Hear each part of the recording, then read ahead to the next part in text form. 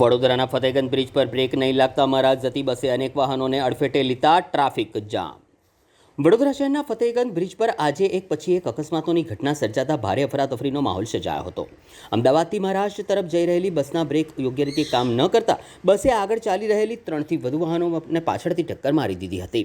અકસ્માતમાં કાર ચાલકોના વાહનોને ભારે નુકસાન થયું હતું। કાર ચાલકોના જણાવ્યા મુજબ બસની બેદરકારીને કારણે પાછળથી ટક્કર વાગી હતી। આ ઘટનાના થોડા સમય બાદ એ જ બ્રિજ પર વડોદરા પાલિકાની ડ્રેનેજ વિભાગની એક ગાડીએ પણ 2 વાહનોને પાછળથી ટક્કર મારતા વધુ નુકસાન થયું હતું।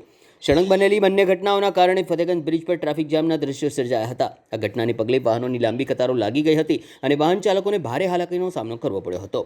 પ્રાથમિક માહિતી મુજબ બંને અકસ્માતોમાં મળી અંદાજિત 5 જેટલા વાહનોને નુકસાન પહોંચ્યું છે। જોકે સદનસીબે કોઈ જાનહાનિના અહેવાલ પ્રાપ્ત થયા નથી। આ ઘટનાની જાણ થતાં જ પોલીસ સ્થળ પર પહોંચી ટ્રાફિક વ્યવસ્થા પુનઃસ્થાપિત કરી હતી તેમજ અકસ્માતના કારણોની તપાસ હાથ ધરી હતી।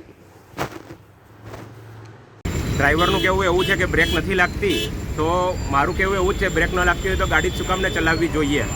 આ તો અમદાવાદથી કદાચ આવી છે બસ, તો અમદાવાદથી આવતા આવતા વચ્ચે બી ગમે તેનો જાનહાની થઈ શકતી હતી। આ તો અહીંયા સપાટ બ્રિજ છે અને એક્સિડન્ટ થયો, કદાચ ઢાળમાં થયો હોત તો કેટલાને લઈને જાત।